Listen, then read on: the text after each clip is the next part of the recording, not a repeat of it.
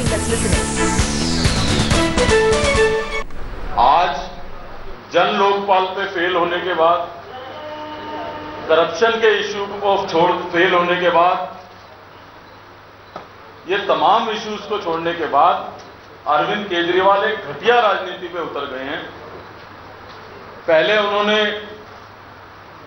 यह आरोप लगाने की कोशिश करी हमारे एमएलएस के ऊपर, और मुझे ये नहीं आज तक समझ में आया कि इनको तो चंद दिन ही हुए हैं पॉलिटिक्स में आए हुए, और हम सब लोगों को वर्षों से हम लोग राजनीतिक जीवन में हैं।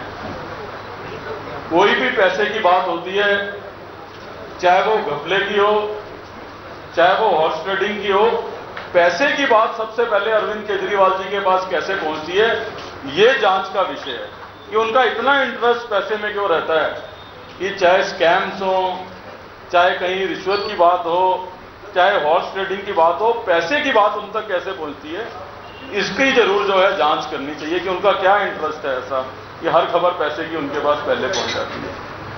तो पहले हमारे एमएलएस को बदनाम करने की कोशिश करी। ये पूरा एक लार्जर कॉन्स्पिरेसी का हिस्सा है। इन सब मुद्दों के ऊपर फेल होने के बाद दिल्ली के माइनॉरिटीज को, विशेष करके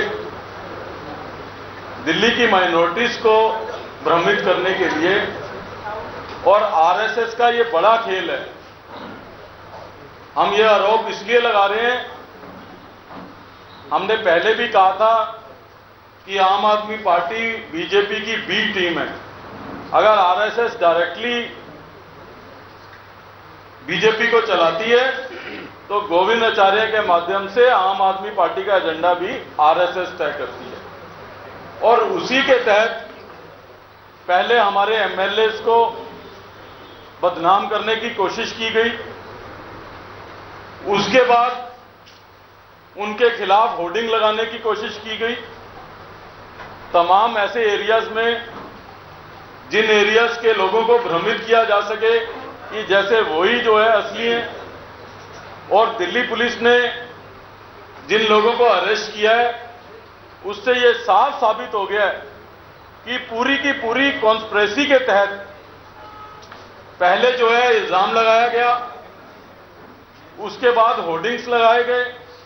ये पूरा का पूरा विषय जो है वो पहले से तय करके हमारी लीडरशिप को, हमारे एमएलएस को और दिल्ली की विशेष करके माइनॉरिटीज को भ्रमित करने का प्रयास किया गया है।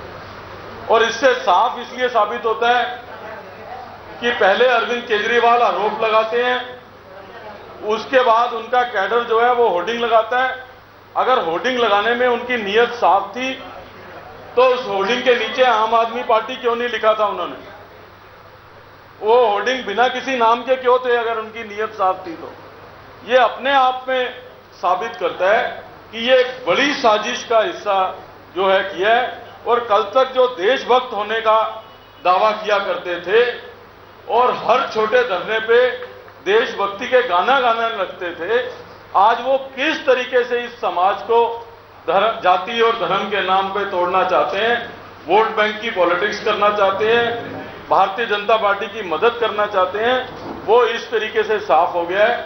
हम पूरी तरीके से आम आदमी पार्टी की घोर निंदा करते हैं और उनको ये चेतावनी देते हैं कि इस समाज को धर्म के नाम से बांटने का और वोट बैंक पॉलिटिक्स करने के काम से बाज आएं। निश्चित तौर पे अगर वो एक जिम्मेवार पार्टी है तो दिल्ली का माहौल खराब करने का इससे ज्यादा घिनौना प्रयास आज तक दिल्ली की राजनीति में कभी नहीं हुआ।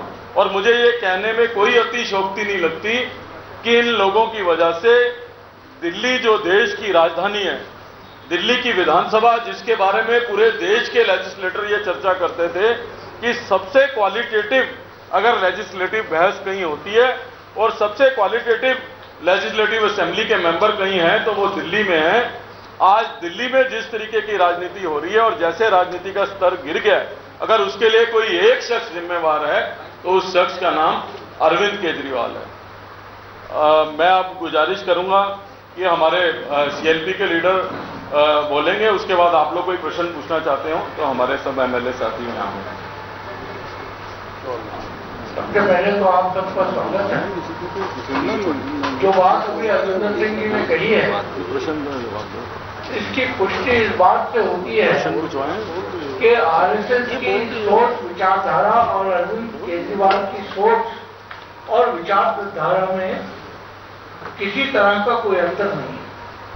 All right, so the Congress party in Delhi, which had been plagued with reports of defection, finally parading all its MLAs today in a show of unity at the Congress office, saying all their MLAs are backing the party and nobody is going to defect. Also accusing Arvind Kejriwal and his party of vote bank politics. A clear remark on that poster row, which has led to the arrest of some of the leaders of the Aam Aadmi Party.